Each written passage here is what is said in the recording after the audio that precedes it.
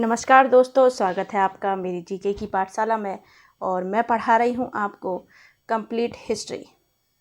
तो दोस्तों, जैसे कि हम पढ़ रहे थे अकबर के साम्राज्य विस्तार के बारे में, और आज हम पढ़ेंगे उन्हीं के साम्राज्य विस्तार के बारे में और थोड़ा डिटेल से पढ़ेंगे। ठीक है, तो उससे पहले हम अपनी मोटिवेशनल कोट को सुन लेते हैं और फिर हम अपनी क्लास को शुरू करते हैं। तो क्या कहती है आज की मोटिवेशनल कोट कि क्यों रुक जाते हो आप, 4 दिन की मेहनत के बाद। क्यों रुक जाते हो आप 4 दिन की मेहनत के बाद। वक्त लगता है बीज को फसल बनने में, बहुत से लोग थोड़ी सी मेहनत के बाद ही सोचने लग जाते हैं कि हमें अपनी मेहनत का फल नहीं मिल रहा है। थोड़ी सी ही मेहनत करते हैं और फिर सोचते हैं कि हमें अपनी मेहनत का फल नहीं मिल रहा है। तो दोस्तों, मेहनत एक ऐसी चीज़ है जो हमारा हमेशा इम्तिहान लेती है। इम्तिहान किस चीज़ का लेती है कि इसके अंदर धैर्य है या नहीं है, या आगे तक पूरी मेहनत से कार्य करेगा या नहीं करेगा। वो मेहनत ही दिखती है उस जो हमारा इम्तिहान लेती है। मेहनत ही है वो हमारा इम्तिहान लेती है, और जो उस इम्तिहान में पास हो जाता है आखिरकार वही सफल हो जाता है। तो दोस्तों, 4 दिन में मिलने वाली तो सक्सेस नहीं होती है। अगर हमें अपनी सक्सेस पानी है, अपनी मेहनत के बलबूते पर पानी है ना। और उस सक्सेस का कुछ और ही मज़ा होता है। जब हमें सफलता मिलती है तो हमें अलग ही खुशी मिलती है कि हमने इतनी मेहनत करी, रात भर उठ के हमने पढ़ाई करी, मेहनत करी, जो भी आपने अपने जीवन में आप बनना चाहते हैं उसके लिए आपने इतनी मेहनत करी।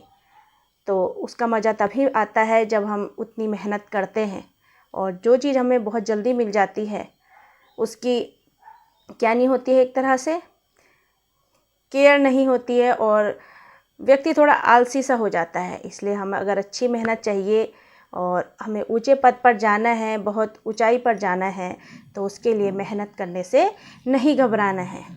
ठीक है दोस्तों, तो शुरू करते हैं हम अपनी आज की क्लास को अकबर के साम्राज्य विस्तार के बारे में। तो 1561 में मालवा अभियान होता है और बाज बहादुर और आजम खान के बीच में होता है। तो आजम खान कौन होता है? वो अकबर की तरफ से लड़ रहा होता है। बाज बहादुर और आजम खान के बीच में 1561 ईस्वी में मालवा अभियान होता है, और मालवा का शासक कौन होता है? बाज बहादुर। बाज बहादुर जो होता है वो संगीत का बहुत ज़्यादा प्रेमी होता है, और उसने मांडू में एक संगीत का केंद्र भी बनाया। देखिए, संगीत का केंद्र भी बनाया। और आजम खान जो अकबर की तरफ से लड़ रहा था बाज बहादुर से, तो उसमें आजम खान जीत जाता है, बाज बहादुर हार जाता है। तो वह भागकर फिर अकबर के पास ही चला जाता है, और अकबर आखिरकार बाज बहादुर को शरण दे देता है और उसे क्या बना देता है? मनसबदार बना देता है। 1562 में आमेर का अभियान होता है, और आमेर का अभियान मैंने आपको बताया था भारमल बिहारीमल के खिलाफ होता है। और भारमल जो था एक ऐसा राजपूत था जिन्होंने बिना युद्ध किए ही अकबर की संप्रभुता को स्वीकार कर लिया। ठीक है, और उन्होंने अपनी बेटी किसका? जोधाबाई का विवाह भी अकबर से कर दिया। किसका? भारमल ने अपनी बेटी जोधाबाई का विवाह भी अकबर से कर दिया। ठीक है, भारमल के 2 पुत्र थे, भगवान दास और मान सिंह, और ये अकबर के मनसबदार रहते हैं और अकबर को बहुत सारे युद्धों में जीत दिलाते हैं। मान सिंह और कौन है? पुत्र भगवान दास। ठीक है, फिर 1564 में गढ़कटंगा गोंडवाना का अभियान होता है रानी दुर्गावती और आसफ खान के बीच में 1564 में। और रानी दुर्गावती जो होती है वो संग्राम सिंह अमनदास के पुत्र दलपत सिंह की विधवा होती है। किसकी? संग्राम सिंह अमनदास के पुत्र दलपत सिंह की विधवा होती है। दुर्गावती जो थी एक चंदेल राजकुमारी थी, और यह अपने पुत्र वीर नारायण की संरक्षिका के रूप में शासन कर रही थी। तो दुर्गावती के जो पति थे वो मर गए थे, दलपत सिंह, और फिर वह उनका जो पुत्र था, कौन, वीर नारायण, उसकी संरक्षिका बनकर शासन कर रही थी। कहाँ पर? गोंडवाना में, गढ़कटंगा गोंडवाना में शासन कर रही थी। और आसफ़ खान ने यहाँ युद्ध कर दिया दुर्गावती के साथ। दुर्गावती ने बहुत वीरता के साथ युद्ध किया, लेकिन आखिरकार वह हार गई। और दुर्गावती कौन थी? एक चंदेल राजकुमारी थी। तो जब दुर्गावती हार गई और आसफ़ खान जीत गया, तो आसफ़ खान वहाँ से बहुत सारा सोना ले जाना चाहता था गोंडवाना से, लेकिन नहीं ला पाया और वहीं शासन करने लगा। लेकिन अकबर ने कुछ सैनिकों को भिजवाकर दुर्गावती को उनका शासन वापस लौटा दिया। और उनसे अकबर की इस उदारता से क्या पता चलता है कि अकबर जो थे बहुत उदार थे। तो उन्होंने भी दुर्गावती से यही कहा कि आप हमारी संप्रभुता स्वीकार कर लीजिए और आप वहाँ आराम से शासन कीजिए, ऐसा कहा था। ठीक है। अकबर का मानना था कि जब तक, अब होता है चित्तौड़ का अभियान, ठीक है, 1568 में चित्तौड़ का अभियान होता है। चित्तौड़ जो है राजपूत शक्ति का केंद्र होता है। और अकबर का मानना था कि जब तक वह चित्तौड़ को नहीं जीत जाता, तब तक जो राजपूत राजा हैं वो अकबर की संप्रभुता को स्वीकार नहीं करेंगे। जो राजपूत राजा हैं वह अकबर की संप्रभुता को स्वीकार नहीं करेंगे जब तक अकबर चित्तौड़ को नहीं जीतता। लेकिन आखिरकार चित्तौड़ को नहीं जीत पाया वो। देखते हैं कि गुजरात से आगरा होकर जाने वाला मार्ग चित्तौड़ से ही जाता है। जो गुजरात से आगरा होकर जाने वाला मार्ग था वह चित्तौड़ से ही जाता है। और चित्तौड़ अभियान राणा उदय सिंह और अकबर के बीच में हुआ। ठीक है। और कब हुआ था? ये 1568 ईस्वी में हुआ था। ठीक है। राणा उदय सिंह युद्ध होने के टाइम पर डर के कहाँ चले गए? जंगल चले गए। और राणा उदय सिंह की तरफ से कौन लड़ता है? जयमल और पन्ना लड़ते हैं।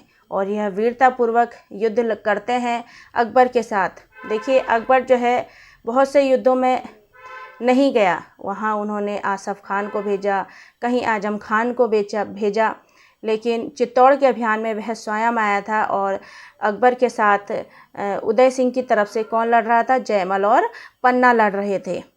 तो जयमल और पन्ना की वीरता को देखकर अकबर ने अपने दरबार के बाहर इनके सम्मान में हाथी के साथ इनकी मूर्ति बनवाई। किनकी?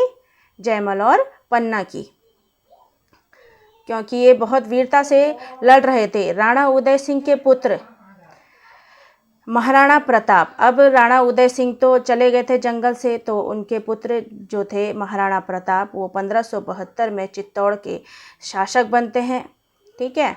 महाराणा प्रताप, और महाराणा प्रताप को भी कहा गया कि आप हमारी संप्रभुता स्वीकार कर लीजिए, लेकिन महाराणा प्रताप ने संप्रभुता स्वीकार नहीं की।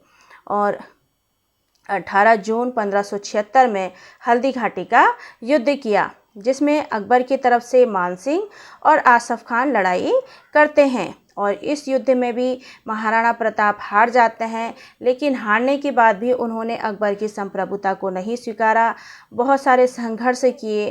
ठीक है। देखिए, ये हैं महाराणा प्रताप और अकबर, तो आप जानते ही हैं, मैंने आपको अपनी पिछली क्लास में भी इनकी इमेज दिखाई थी। ठीक है दोस्तों। तो 1597 में महाराणा प्रताप की जब मृत्यु हो गई, तो उनके बाद उनका पुत्र अमर सिंह, उन्होंने युद्ध जारी रखा और अकबर के पूरे शासनकाल में चित्तौड़ और मेवाड़ पर वह अधिकार नहीं कर पाए। ठीक है। तो ये थे दोस्तों इनके कुछ महत्वपूर्ण युद्ध, और हैं इनके युद्धों के बारे में मैं आपको अगली क्लास में बताऊंगी। तब तक का आप पूरे अच्छे से इन्हें पढ़ लीजिए। ठीक है। जैसे कहाँ कहाँ युद्ध हुआ था? सबसे पहले मालवा अभियान हुआ था 1561 में, फिर 1562 में आमेर का अभियान हुआ था, फिर 1564 में गढ़कटंगा अभियान हुआ था, फिर 1568 में चित्तौड़ का अभियान हुआ था। और चित्तौड़ के अभियान में पहले राणा उदय सिंह और अकबर के बीच में हुआ था चित्तौड़ अभियान, लेकिन जब उदय सिंह जंगल भाग गए तो उनकी तरफ से जयमल और पन्ना लड़ाई कर रहे थे। फिर महाराणा प्रताप ने 1572 में चित्तौड़ के शासक बनते हैं और 18 जून 1576 में हल्दी घाटी का युद्ध करते हैं, जिसमें कौन जीत जाते हैं? जो अकबर की तरफ से मान सिंह और आसफ खान लड़ते हैं ना, तो वो जीत जाते हैं। ठीक है। फिर भी महाराणा प्रताप संघर्ष करते रहे। उनके बाद उनके पुत्र जो अमर सिंह है वो युद्ध करते रहे, संघर्ष करते रहे और आखिरकार इन्होंने अकबर की संप्रभुता को नहीं स्वीकारा।